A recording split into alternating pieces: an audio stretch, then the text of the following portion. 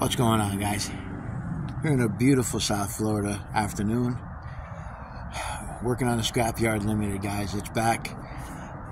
It's actually registered and insured now. It's running.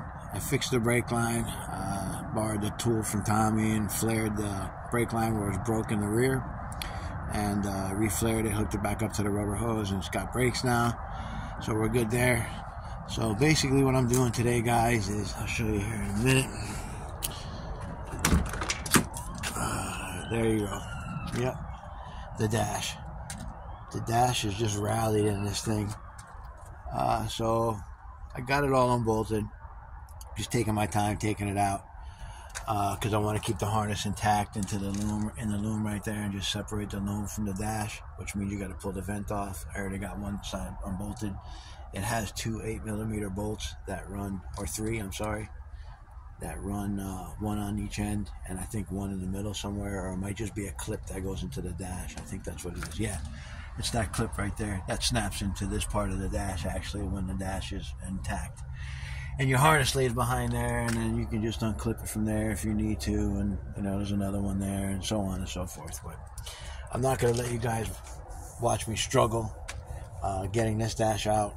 Well, this one won't be too much of a struggle. Half of it's in the garbage can already. But I'm definitely not going to let you watch me struggle putting it back in. But what I will tell you is, all you need to take these dashboards out is a flathead screwdriver, 7mm or 8mm? 7mm socket with a 1/4" drive and an extension, 10mm socket on an extension for the airbag bolts if you want to pull the airbag out of the dash before you pull it, and 13mm for the airbag and the two bolts that go underneath the dash.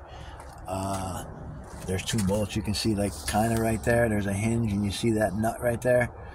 Well, there's a bolt that goes up through that hole in the dash that holds it's 13mm. There's one on each side. There's one underneath the driver's side. You want to make sure you undo your courtesy lights underneath the dash. You want to make sure you pop your ashtray out and undo the ashtray light. Your glove box light needs to come out. Airbag plug needs to come out. All your radio and HVAC harness right there. Well, that's the radio harness. The HVAC harness is still in the dash. I'm going to pull it out. CD changer harness if you got a CD player in your tape deck. Let me walk around to the other side. My truck is looking sweet. It's just a storage unit, this thing right now. It's the cluster actually for this. But let me come around the other side. Same thing on this side, guys. There's a bolt here somewhere on this side that holds the vent in. Your courtesy light. Most important is this right here. This right here, focus. This screw, you see it's going in backwards, right? Well, this is the ground for the dash, for your cluster, for like, say, like the gauges and stuff. So if you got funky gauges, or it's flickering, or your lights are flickering, this is probably the culprit right here. It actually goes in backwards. It's a 7mm as well. You want to pull that out. When you pull it, obviously, because it's attached to the old dash, you're going to reattach it to the new one. You also want to make sure your courtesy light, like I said, your OBD2 port, just one bolt and then unsnaps. And then, yeah, the rest of it pretty much is unbolt. There's a couple of bolts. There's one right here where that's broken, 7mm. And there's one on that hole right there. That will be a 7mm as well. And that goes into the back of the dash that holds the dash in. You need to drop the steering column on these, because as you can see, the dash is sandwiched between the steering column and the metal plate for the truck, the chassis that runs in the back there. So this plate right here is sandwiched between the steering column and the metal structure of the car itself. So you need to drop the steering column down so this can slide out. Also, the easiest way to do it, there's two black plates that go here that look like triangles. They're 10mm. You want to pull those out too when you're swapping the dash. This one, for some reason, I either took them out or I didn't have them. I probably took them out, put them somewhere. But if you have the patience and you really want to take your time and have room, pull the driver's seat out and pull the steering column out. It's real easy. It's two bolts there. 15 mil, two 15 mils on the firewall, and then an 11 mil on the shaft where it goes into the rag joint, onto the steering box. Pull that bolt out. You can pull the whole steering column out, unplug the turn signal harness, other multi-function harness, and all that stuff. It gives you a lot more room, and it's way easier to put the dash in, but I'm not going to do any of those things. I'm just going to drop the steering column and manhandle the dash out, and then manhandle the new one in by myself because there's nobody here. Say a bunch of curse words and ride the struggle bus for a while, and then I'll be back when I get it in. Actually, I'll come back when I get this one out, and I'll show you what you need to do, what you should do, what I'm not going to do, but what you should do when you get it out. Alright guys, so let me talk about these two things right here. That black thing you see right there, that's your VATS module. What that does is lock you out of your truck when somebody's trying to, you know, steal it with a screwdriver or tries to break the ignition, or most of the time what happens is it just goes bad and locks you out of your truck even though you got the right key and everything. This truck has been tuned, sorry about my finger. This truck has been tuned, so the VAT's been deleted out of it. But as you can see, there's like little standoffs right here, 4 of them, and what they do is it clips underneath the ashtray, or I'm sorry, underneath the dash right here. 1, 2, and then there's 2 clips in the back. It slides in. It's actually above the ashtray. Next thing I want to talk about is that module right there. That's your daytime running light module. There's a 10 mil bolt on top of that bracket. You can barely see it there on the right hand side. You need to take that off so you can pull the dash out, but you need to pull everything out of the way to get to it, you know, as far as the VATS module and the ashtray and everything. So I'm going to pull that out now. I just wanted to point that out. Now you can leave that daytime running light module out and you won't have any daytime running lights if that's your deal. I don't know if I'm going to leave it in or not. I'm probably going to pull it out. I usually pull them all out because I really don't like daytime running lights. Burn your headlights out real quick, and if you're running LEDs, they get dim after a while real fast, so probably just leave it out. I'll be back. Alright guys, so as you can see, I got the dash out. Didn't come out, it came out with no resistance at all, as you can tell. So yeah, I got parts over there, and a couple parts on the floor here, a bunch of plastic over there, but that's never mind or no how right now.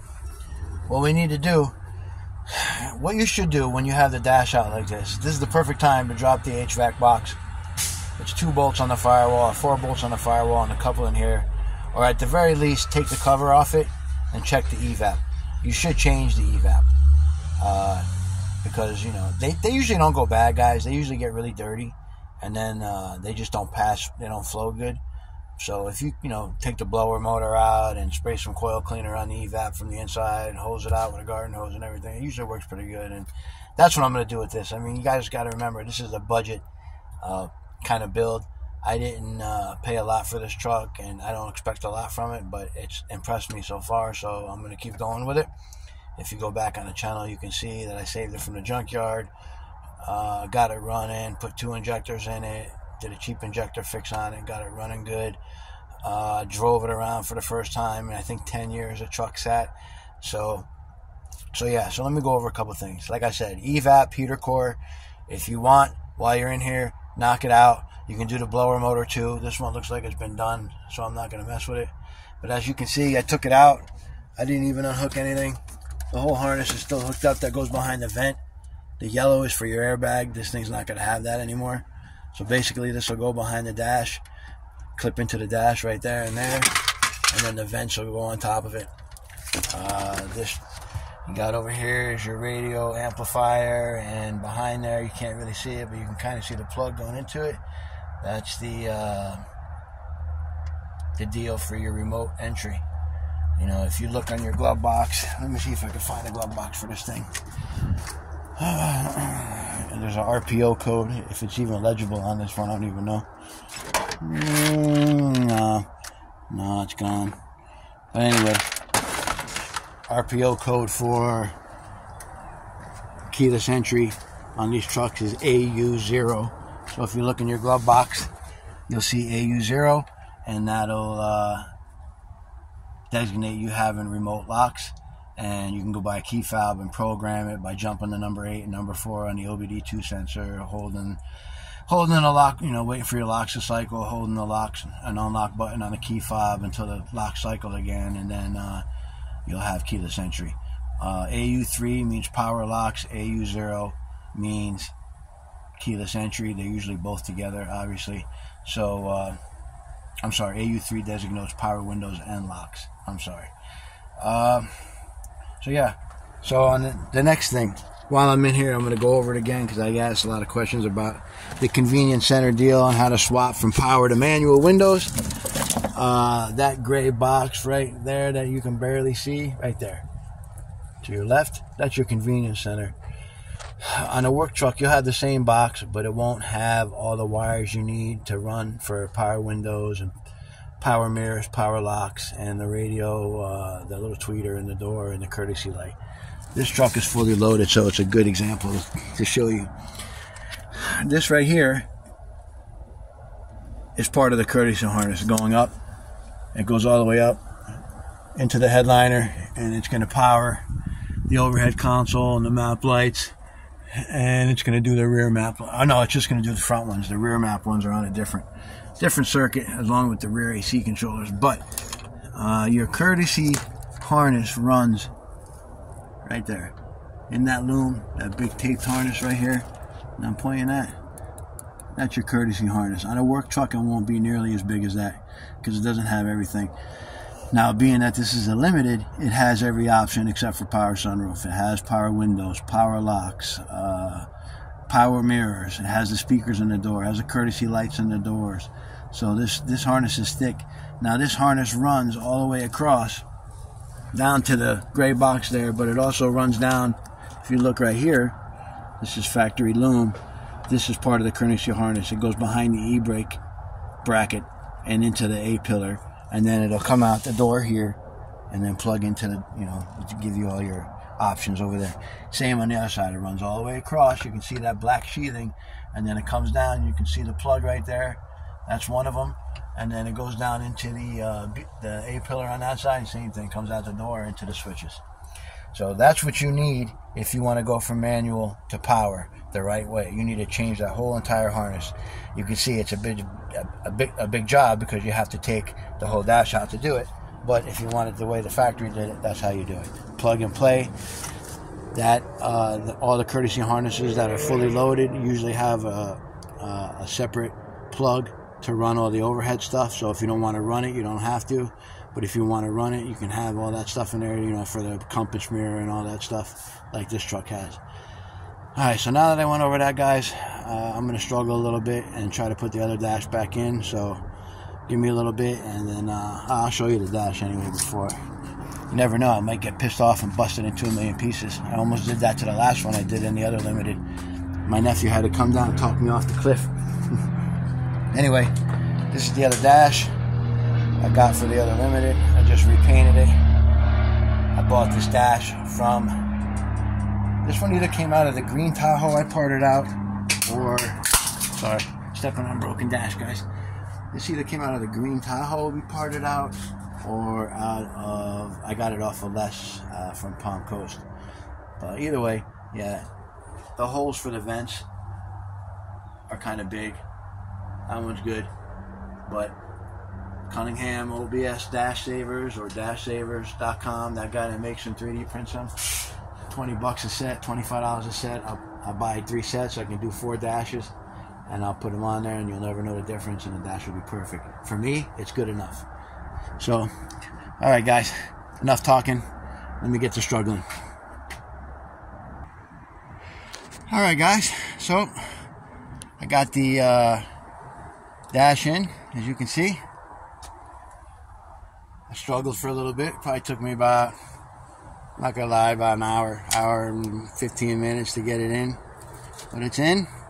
Now tomorrow I'll just come back and put the cluster back in, put a couple screws back in it, and get it all dialed in, the door jamb switches and stuff like that, glove box and everything. But, yep, so, again, guys, Scrapyard Limited is back.